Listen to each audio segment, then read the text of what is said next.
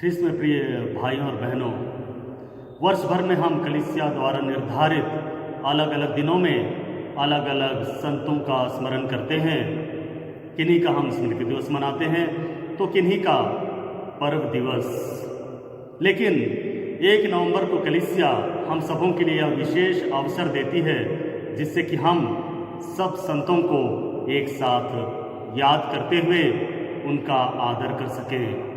उन सभी संतों को जिन्हें कलीसिया ने घोषित किया है तथा उन सभी संतों को भी जिन्होंने इस दुनिया में रहते हुए प्रेम, शांति, न्याय, दया, सहानुभूति जैसे ईश्वरीय गुणों से अपने जीवन को विभूषित करते हुए सुसमाचार के अनुसार अपने आप को ईश्वर तथा लोगों की सेवा में समर्पित कर दिया।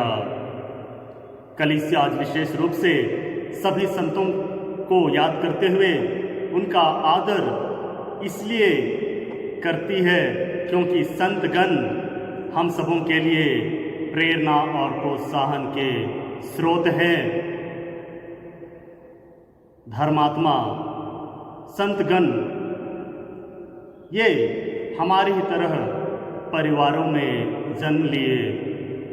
स्थानीय समाज में उनका पालन पोषण हुआ, लेकिन जो खास बात उनमें जो थी वह यह है कि वे भौतिक संसार के मोह माया से ऊपर उठ करके अपने आप को ख्रीस्त के अनुरूप बना लेते हैं।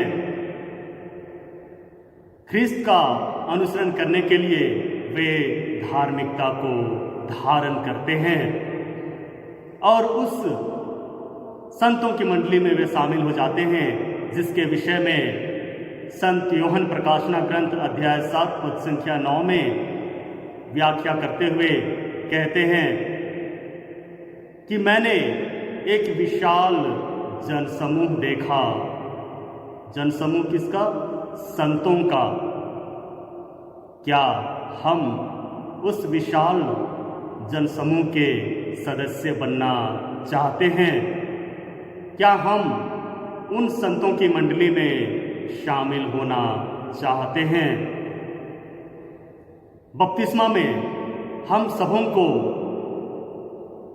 ईश्वरीय बुलाहट मिली है जिससे कि हम ईश्वर की राह में आगे बढ़ें, ईश्वर को चाहे, ईश्वर की खोज करें। पहला कदम तो यही होगा ख्रीस्त की राह में चलने का, जब हम यह महसूस करेंगे कि हम एक निर्बल मनुष्य हैं, हम पापी हैं, और जब हम अपने आप को पापी के रूप में ईश्वर के सामने प्रस्तुत करते हैं, जब हम उनकी दया पर, जब हम उनकी मुक्ति पर निर्भर होते हैं। बपतिस्मा संस्कार में हमें शुद्धता का प्रतीक एक सफ़ेद वस्त्र दिया गया था।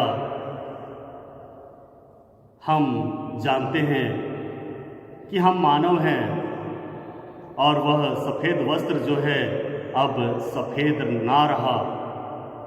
बपतिस्मा के समय जिस तरह से हम पवित्र थे, शायद ही वह पवित्रता अब हम में हो। लेकिन संत बनने की जो प्रक्रिया है वह अभी ख़त्म नहीं हुई है। अभी भी हम सबों के लिए अवसर है, हम सभी संत बन सकते हैं। आवश्यकता है तो पश्चाताप करने की। हमारे पाप चाहे कितने भी बड़े क्यों ना हो, ईश्वर उन्हें क्षमा करने के लिए सदैव तैयार रहते हैं। नबी ईसायाह के ग्रंथ में अध्याय 1 पद संख्या 18 में हम पाएंगे जहां ईश्वर कहते हैं, तुम्हारे पाप सिंदूर की तरह कितने भी लाल क्यों ना हो, वे हिम की तरह उज्जवल हो जाएंगे। वे किरमिज की तरह कितने ही मटमैले क्यों ना हो, वे ऊन की तरह उज्जवल हो जाएंगे। ख्रिस्त में प्रिय भाइयों बहनों, कलीसिया ने हम सबों के लिए मेल मिलाप संस्कार यानी कि पाप स्वीकार संस्कार की स्थापना की है, जिससे कि हम अपने पापमय स्वभाव को त्याग करके पुनः पवित्रता को धारण करते हुए संतों की मंडली में शामिल होने के लिए आह्वान किए गए हैं।